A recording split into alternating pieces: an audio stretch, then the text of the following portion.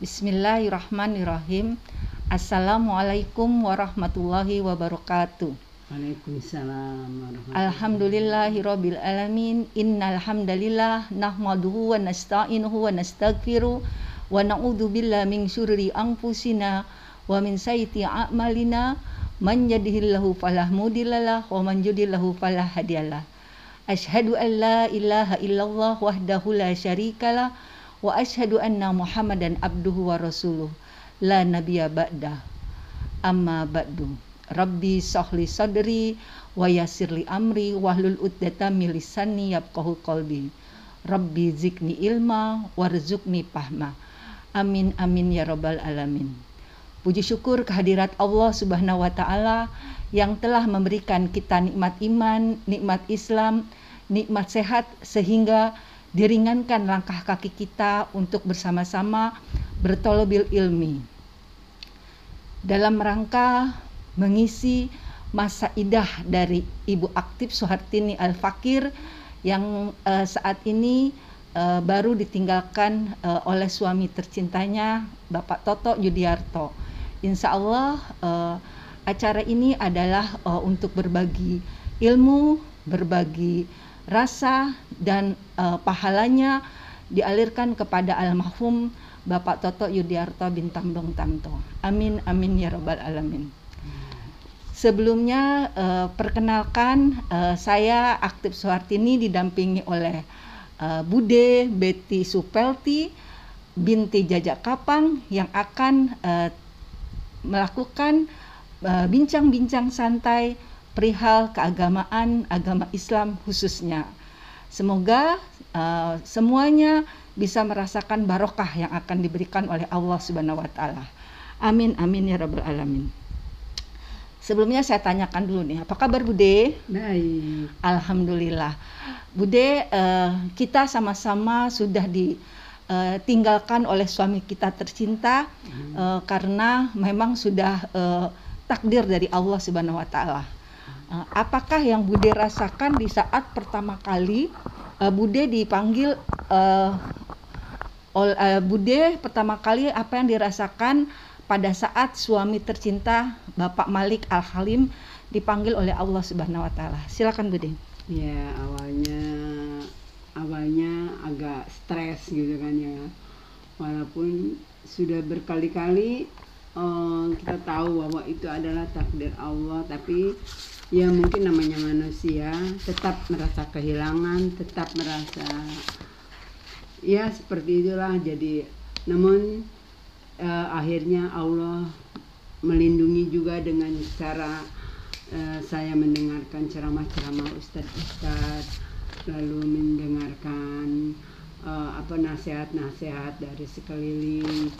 Akhirnya kita dapat menerima semua itu dan akhirnya kita ikhlas dan taat kepada Allah bahwa ini adalah takdir Allah dan kita pun akan ke sana dengan mengantri istilahnya begitu. Alhamdulillah. Iya Bude, sampai saat ini pun ada rasa kehilangan, rasa sedih, rasa ingin terus meratap karena orang yang biasa dekat dengan kita ternyata sudah waktunya diambil Allah.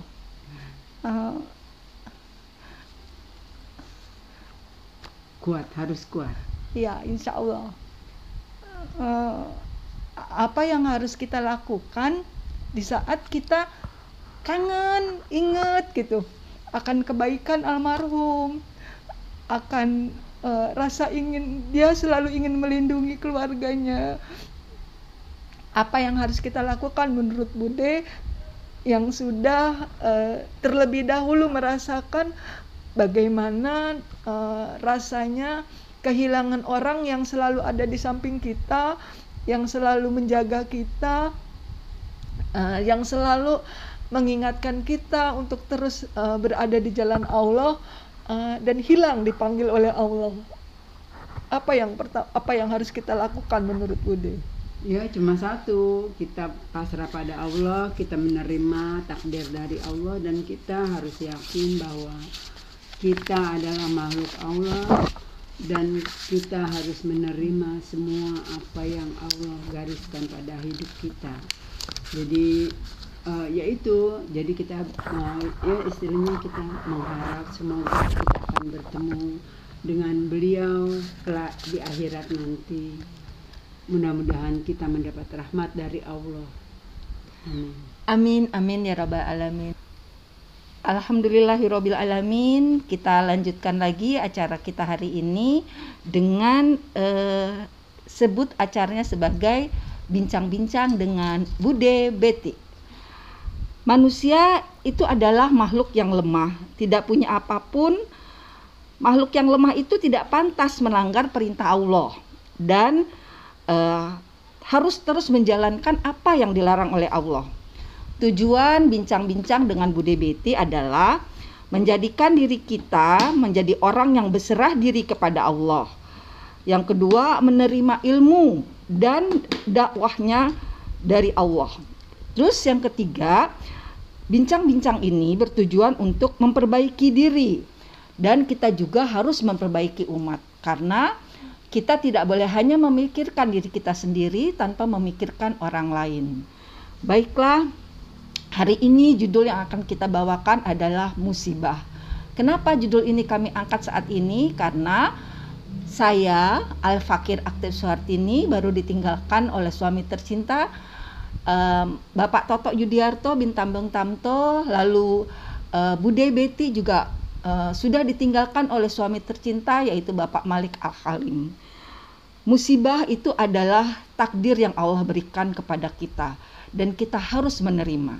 Sekarang Bude coba deh kita lihat dalam surat ke-10 yaitu surat Yunus ayat 107. Silakan Bude tolong dibacakan artinya. Ini. Kok 11 di sini? Ya. Dan jika Allah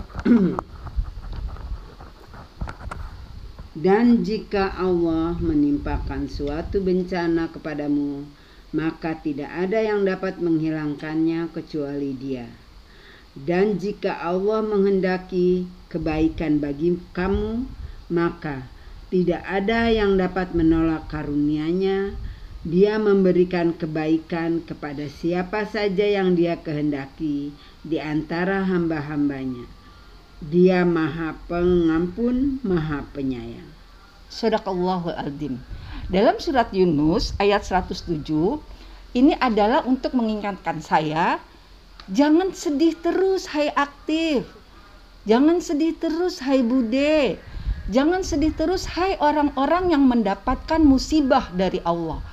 Entah musibah punya suami yang agak-agak galak, atau suami yang selalu mengekang, tapi tidak seperti Fir'aun kan, menganggap dirinya sebagai Tuhan, atau punya anak yang misalnya autis, atau punya anak yang tidak nurut, dan pokoknya semua musibah yang kita merasakan tidak nyaman, dan itu kita anggap sebagai musibah, dan membuat diri kita sedih berlarut-larut, membuat diri kita terus meratap, itu sebenarnya adalah dari Allah.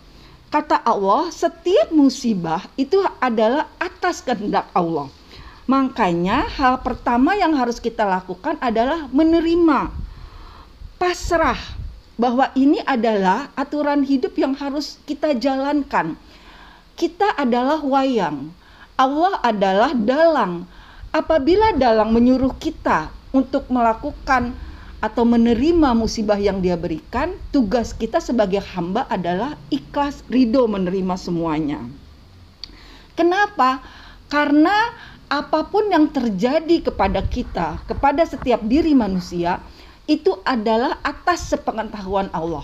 Itu adalah atas kehendak Allah. Apakah pantas kita sebagai manusia menolak, marah, kesal, benci kepada Tuhan, kepada Allah Subhanahu wa ta'ala, karena kita tidak menerima apa yang Dia takdirkan untuk kita. Dalam surat Al-An'am ayat 59 itu pun dikatakan bahwa daun saja jatuh itu adalah atas sepengetahuan Allah. Itu atas kehendak Allah. Silakan Bude, tolong dibacakan suratnya. Surat ke-6 ayat 59, yaitu surat Al-An'am. Bismillahirrahmanirrahim. Dan kunci-kunci semua yang gaib ada padanya. Tidak ada yang mengetahui selain Dia. Dia mengetahui apa yang ada di darat dan di laut. Tidak ada sehelai daun pun yang gugur yang tidak diketahuinya. Tidak ada sebutir biji pun dalam kegelapan bumi, dan tidak pula sesuatu yang basah atau yang kering yang tidak tertulis dalam kitab yang nyata, Lauh Mahfuz. Shadaqallahul azim. Jelas di sini difirmankan oleh Allah Subhanahu wa taala, apapun yang Allah takdirkan untuk kita, apapun yang Allah berikan untuk kehidupan kita, itu adalah atas kehendak Allah dan atas sepengetahuan Allah. Sebagai hamba yang taat kepada Allah harus menerima qada dan qadar kita, takdir kita, baik dan buruk. Itu adalah salah satu cara kita untuk bertakwa kepada Allah Subhanahu wa taala. Apakah pantas kita sebagai manusia untuk komplain, untuk marah, untuk tidak menerima apabila ada musibah yang kita merasakan hal yang menyedihkan dan kita marah kepada Allah Subhanahu wa taala? Bolehkah kita menangis seperti saya tadi yang masih terharu, masih sedih apabila mengingat almarhum suami saya? Dibolehkan, karena pada saat Rasulullah kehilangan anaknya pun dia menangis. Lalu sahabat bertanya, apakah masuk tangisan ini ya Rasulullah? Rasulullah mengatakan bahwa setiap mata punya hak untuk mengeluarkan air matanya. Setiap hati punya hak untuk mengeluarkan isi hatinya. Kita sedih boleh, tapi tidak dibenarkan untuk meratap. Seperti apa meratap itu? Di zaman jahiliyah, meratap itu adalah dia mencakar-cakar pipinya, menjambak-jambak rambutnya, lalu dia berteriak-teriak histeris sampai dengan pingsan, lalu dia berguling-guling saking dia merasa kehilangan orang yang dia cintai. Itulah yang tidak dibenarkan dalam Islam, karena dia tidak menerima apa yang telah Allah tentukan. Suami, anak, atau siapapun yang Allah titipkan kepada kita, apabila diambil kembali oleh Allah, itu harus kita ikhlaskan, harus kita berikan kepada pemilik yang hakiki. Nah, kita sebagai manusia di saat menerima cobaan seperti ini harus yakin bahwa Allah memberikan cobaan kepada kita itu tidak akan lebih dari kemampuan kita. Ada di dalam surat Al-Baqarah ayat 286. Silakan Bude dibuka surat kedua, surat Al-Baqarah ayat 286. Bismillahirrahmanirrahim. Allah tidak membebani seseorang melainkan sesuai dengan kesanggupannya. Dia mendapat pahala dan kebajikan yang dikerjakannya, dan dia mendapat siksa dari kejahatan yang diperbuatnya. Mereka berdosa. Ya Tuhan kami, janganlah Engkau hukum kami jika kami lupa atau kami melakukan kesalahan. Ya Tuhan kami, janganlah Engkau bebani kami dengan beban yang berat sebagaimana Engkau bebankan kepada orang-orang sebelum kami. Ya Tuhan kami, janganlah Engkau pikulkan kepada kami apa yang tidak sanggup kami memikulnya.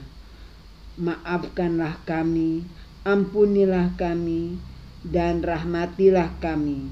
Engkaulah pelindung kami, maka tolonglah kami menghadapi orang-orang kafir. Shadaqallahul azim. Amin amin ya rabbal alamin. Alhamdulillah, kita sudah membacakan beberapa ayat Semoga dengan ayat-ayat yang tadi kita bacakan bisa menguatkan saya khususnya, dan juga menguatkan Bude, juga menguatkan seluruh ibu-ibu yang ditinggal oleh suaminya ke hadirat Allah Subhanahu wa taala. Amin amin ya rabbal alamin. Lanjutannya adalah apa yang harus kita lakukan sebagai seorang ibu yang ditinggal oleh suami tercinta. Apalagi ibu itu masih punya anak yang kecil-kecil yang masih harus diurus, masih punya tanggungan yang belum terselesaikan, masih banyak hal-hal yang harus dia perjuangkan tanpa didampingi oleh seorang suami tercinta. Biar bagaimanapun, suami adalah khalifah fir'at, pemimpin di muka bumi. Dialah yang memimpin kita keluarga. Dialah yang menjaga kita, dialah yang membantu kita untuk mengurus anak-anak dan keluarga serta rumah tangga kita. Kita akan lihat bahwa yang pertama yang harus kita lakukan adalah katakan pada diri kita sendiri. Katakanlah dengan sepenuh hati, saya terima musibah ini ya Allah. Saya terima musibah ini ya Allah. Lalu katakanlah, alhamdulillah ya Allah, saya terima musibah ini. Terus kita yakini dalam diri kita bahwa yang bisa menyelesaikan masalah yang Allah titipkan, yang Allah berikan kepada kita, itu adalah hanya Allah. Kita tidak boleh menyelesaikan masalah tidak sesuai dengan apa yang Allah tunjukkan jalannya. Tidak boleh meminta kepada mbah-mbah, kepada orang-orang pintar dalam tanda kutip, tapi hanya kepada Allah lah kita hanya harus mencari jalan keluarnya. Yang ketiga itu, yang terakhir itu adalah ikhtiar, usaha kita. Usaha kita adalah minta tolong kepada Allah Subhanahu wa taala. Kenapa? Karena kalau kita bersyukur, maka Allah akan menambah nikmat kepada kita. Syukuri apapun. Kalau kita merasa diri kita ini adalah orang yang teraniaya oleh Allah dan kita marah-marah, kita benci, kita kesal, kata Allah, kalau kamu tidak mensyukuri maka akan Allah berikan azab yang sangat pedih.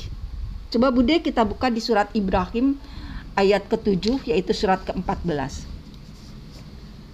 Silakan dibaca Bude. Dan ingatlah ketika Tuhanmu memaklumkan, sesungguhnya jika kamu bersyukur, niscaya aku akan menambah nikmat kepadamu. Tetapi jika kamu mengingkari nikmatku, maka pasti azabku sangat berat. Shadaqallahul adzim. Maka apabila kita marah-marah, kita kesal, kita tidak nerima, itu termasuk kita mengingkari nggak Bude apa yang Allah berikan kepada kita? Iya, berarti kan kita itu dilarang oleh Allah untuk mengingkari apapun yang Allah berikan kepada kita. Sekarang saya mau tanya Bude, kalau menurut Bude, kebanyakan dari kita-kita ini kalau menerima musibah biasanya seperti apa Bude? Biasanya kesel gitu ya, kesel dan marah. Iya. Tapi itu salah. Iya. Maka dari itu kita harus berusaha untuk menjadi umat yang pasrah pada Allah. Amin, insya Allah. Alhamdulillah. Terus bagaimana caranya kalau kita itu harus pasrah, harus ingat terus kepada Allah? Kita buka surat Al-Baqarah ayat 153. 153. Bismillahirrahmanirrahim. Wahai orang-orang yang beriman, mohonlah pertolongan kepada Allah dengan sabar dan salat. Sungguh Allah beserta orang-orang yang sabar. Subhanallah, Masya Allah, Alhamdulillah, Shadaqallahul adzim. Allah perintahkan kepada kita, jagalah sholat kamu. Jangan terlambat di waktu sholat. Kalau dulu ayah saya, Bapak Jaja bin Kapang, Allahumma gfirlahu warhamhu wa'afihi wa'fu anhu, itu selalu mengatakan, Segera kalau dengar suara dur salat, lakukan salat. Jangan dientar-entar, nanti kelantar. Jangan nanti keburu mati. Gitu. Ternyata ini adalah perintah dari Allah, jangan terlambat salat. Hadapilah semua masalah itu dengan sabar. Dalam surat Al-Baqarah ayat 153. Jadi ingat-ingat ya, Bude dan ibu-ibu dan saya khususnya, jaga sholat, jangan terlambat sholat, harus lakukan peningkatan kesabaran di hati. Hijrah ya. Insya Allah hijrah. Kenapa seperti itu? Karena setiap manusia itu disebutnya adalah camat, calon mati. Kalau suami kita duluan meninggal dunia, kita adalah waiting list, menunggu giliran kita kapan. Nanti Allah akan menentukan setelah A, si B, si C, atau si Z dulu. Wallahu a'lam bishawab. Nah, itu ada di dalam surat Al-A'raf, surat ke-7 ayat ke-34. Bismillahirrahmanirrahim. Dan setiap umat mempunyai ajal batas waktu. Apabila ajalnya tiba, mereka tidak dapat meminta penundaan atau percepatan sesaat pun. Shadaqallahul adzim. Jadi kalau ajal itu tiba, kata Allah, kamu tidak akan bisa memundurkan atau memajukan. Memajukan misalnya, ya Allah, aku udah gak kuat menerima penderitaan ini. Aku ingin mati duluan aja ya Allah. Cabut aja lah nyawa aku ya Allah. Dan na'udzubillah min dzalik, ada yang langsung melakukan aksi bunuh diri. Na'udzubillah min dzalik, semua na'udzubillah min dzalik. Atau ada orang yang merasa masih banyak dosa. Akhirnya dia bilang, jangan meninggal dulu ya Allah. Jangan meninggal dulu ya Allah. Itu pun tidak bisa. Karena dalam surat Al-A'raf tadi dikatakan, setiap orang itu sudah ada azalnya masing-masing.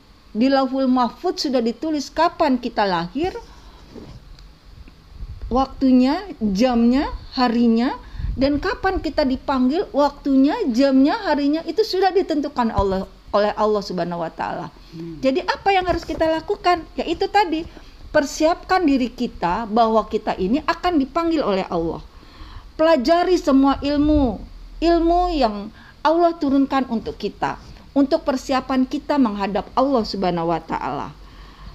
Menurut Bude, seperti apa Bude yang harus kita lakukan kalau kita ini sudah tahu bahwa kita ini waiting list? Apa yang harus kita lakukan? Ya, terutama hijrah. Dan hijrah itu yaitu kita harus memperbaiki diri, melaksanakan apa yang Allah perintahkan, meninggalkan apa yang Allah larang. Dan kita melaksanakan apa yang Allah perintahkan itu dengan ikhlas, dengan serius, bahwa kita pasti akan kembali kepada Allah dan kita membawa bekal yang cukup saat nanti kita ke akhirat, menuju ke akhirat. Amin, amin ya Rabbal Alamin. Doakan saya Bude, mudah-mudahan saya bisa menjalankan apa yang tadi Bude wejangkan. Semoga Allah mendengar permintaan kita. Semoga kita akan berkumpul kembali bersama suami-suami kita tercinta. Allah kumpulkan kembali keluarga kita di dunia dan kembali berkumpul keluarga kita di akhirat nanti. Amin, amin ya Rabbal Alamin. Iya Bude, kalau tadi kita sudah tahu bahwa ajal manusia itu adalah pasti datangnya dan tidak diketahui kapan datangnya, makanya kita itu tidak boleh terlalu berlarut-larut sedih akan kehilangan orang yang kita cintai. Yakinlah bahwa orang-orang yang kita cintai dipanggil Allah dengan kondisi bahagia di sana. Dia merasa dipelukan Allah, di samping Allah, di dalam dekapan Allah, dia sudah tidak merasakan sakit. Dia sudah tidak merasakan bagaimana sedihnya menahan rasa sakit, bagaimana sedihnya merasakan penderitaan selama sakit. Karena hadis Rasulullah mengatakan apabila seseorang sakit selama 3 hari, maka Allah cuci dosa-dosanya dia. Allah bersihkan semua dosa-dosanya. Setiap manusia tidak pernah lepas dari dosa. Di saat mengalami sakit, harus banyak istighfar, harus banyak mohon ampun kepada Allah. Dan apabila setelah sakit dia meninggal, insya Allah Allah telah mensucikan dia, membersihkan dia dari dosa-dosanya, dan di sana dia merasa enak sekali. Diperlihatkan juga bagaimana Rasulullah sebelum sakit sebelum meninggal, beliau pun sakit terlebih dahulu selama 3 hari. Jadi itu adalah sudah fitrah setiap manusia itu apabila mengalami rasa sakit dan menemui ajalnya, itu adalah pensucian dosa-dosanya. Amin amin ya rabbal alamin. Kita lihat dalam surat 89 ayat 27 sampai 30. Suratnya surat Al-Fajr ya Bude ya. Silakan dibaca Bude. Bismillahirrahmanirrahim. Wahai jiwa yang tenang, kembalilah kepada Tuhanmu dengan hati yang ridho dan diridhoinya. Maka masuklah ke dalam golongan hamba-hambaku dan masuklah ke dalam surgaku. Shadaqallahul adzim. Nah, di sini Allah katakan, Allah panggil jiwa-jiwa yang tenang. Bagaimana kita ini akan tenang berhadapan dengan Allah, dipanggil Allah dengan tenang, tidak merasakan takut, tidak merasakan tidak siap, benci akan kematian. Karena kalau orang benci dengan kematian, maka Allah pun akan membenci kita. Tapi di saat orang menerima, rindu ketemu dengan Allah, maka Allah pun akan rindu kepadanya. Nah, di situ dikatakan juga kita akan tenang, suami kita dipanggil sudah dengan tenang, dan mungkin insya Allah orang-orang yang sudah dipanggil, khususnya suami-suami kita ya Bude, dia akan bilang ke kita, kalaupun kita bisa mendengar suaranya, sudah jangan menangis, aku sudah enak di sini, aku sudah tenang, aku sudah bebas dari rasa sakit, aku sudah tidur nyenyak dengan mimpi-mimpi indah, insya Allah. Allahumma firlahu warhamhu wa'afihi wa'fu anhu. Amin amin ya rabbal alamin. Nah, kita juga harus yakin kalau kita ingin tenang dipanggil oleh Allah, maka kita harus menjadi orang-orang yang beriman. Karena orang-orang yang beriman itu yakin akan bahagia bila dipanggil Allah, karena itulah salah satu cara kita untuk memasuki surganya Allah. Bagaimana kita mau masuk surganya Allah kalau kita belum pernah meninggal dunia dan dikubur di alam kubur? Iya nggak Bude? Silakan Bude dibuka di surat Ali Imran surat ketiga. Suratnya itu ayatnya 169 sampai 171. Bismillahirrahmanirrahim. Dan jangan sekali-kali kamu mengira bahwa orang-orang yang gugur di jalan Allah itu mati. Sebenarnya mereka itu hidup. Di sisi Tuhannya mendapat rezeki. Mereka bergembira dengan karunia yang diberikan Allah kepadanya, dan bergirang hati terhadap orang yang masih tinggal di belakang, yang belum menyusul mereka, bahwa tidak ada rasa takut pada mereka dan mereka tidak bersedih hati. Mereka bergirang hati dengan nikmat dan karunia dari Allah, dan sungguh Allah tidak menyia-nyiakan pahala orang-orang yang beriman. Shadaqallahul adzim. Ditegaskan kembali di dalam surat Ali Imran ayat 169 sampai dengan 171. Orang-orang yang berjihad di jalan Allah, mereka bahagia, mereka bersenang hati, mereka gembira, dan mereka mengajak, memberitahu kepada yang masih hidup bahwa ayo yang masih di belakang, berimanlah kepada Allah, kamu akan merasakan nikmatnya, kebahagiaan yang Allah perlihatkan, surga di dalam alam kubur. Jadi orang-orang yang beriman pada saat dia meninggal, dia itu akan diberikan mimpi-mimpi indah, mimpi-mimpi tempat tinggalnya nanti, tempat yang akan dia tinggalkan setelah dilakukan hisab, yaitu di surganya Allah. Insya Allah kita semua suami-suami kita yang sudah dipanggil oleh Allah Subhanahu Wa Taala juga mendapatkan nikmat seperti ini. Amin amin ya robbal alamin. sebagai orang yang beriman, kita harus lahir dengan menangis karena kita akan mengarungi hidup di dunia ini, berusaha untuk selalu mempersiapkan diri bertemu dengan Allah. Tapi di saat kita meninggal, kita tersenyum. Orang yang melihat kita menangis, ditinggal oleh kita. Tapi kitanya senang. Jadi di saat kita lahir, kita menangis dan orang yang melihat kita tersenyum. Tapi di saat kita meninggal, kita tersenyum dan orang yang melihat kita itu menangis. Persiapkanlah diri kita, manfaatkanlah umur dengan yang bermanfaat, semanfaat-manfaatnya di jalan Allah Subhanahu wa taala. Karena seyogianya kita akan bertemu dengan Allah dan kita harus mengikuti apa yang diperintahkan oleh Allah dan apa yang dilarang oleh Allah. Apa sih Bude yang dilarang oleh Allah di saat suami kita meninggal, setelah suami kita meninggal, yaitu masa iddah. Allahu Akbar, Masya Allah, sampai diberikan hukum-hukumnya oleh Allah, jalannya oleh Allah, apa yang harus dilakukan oleh seorang istri apabila suaminya meninggal dunia. Itu ada dalam surat Al-Baqarah ayat 234. Silakan dibaca Bude. Bismillahirrahmanirrahim. Dan orang-orang yang mati di antara kamu serta meninggalkan istri-istri, hendaklah mereka istri-istri menunggu 4 bulan 10 hari. Kemudian apabila telah sampai akhir iddah mereka, maka tidak ada dosa bagimu mengenai apa yang mereka lakukan terhadap diri mereka, menurut cara yang patut, dan Allah Maha mengetahui apa yang kamu kerjakan. Shadaqallahul Adzim.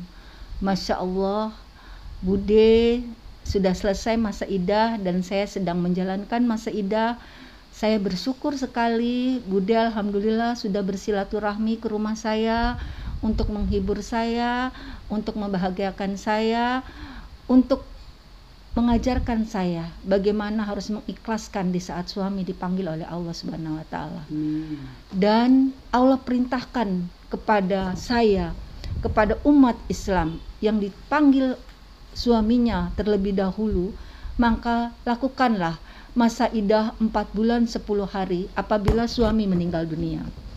Apabila suami cerai hidup, itu masanya adalah 3 kali menstruasi. Itu ada di surat Al-Baqarah ayat 228. Silakan Bude kalau mau dibaca. 228.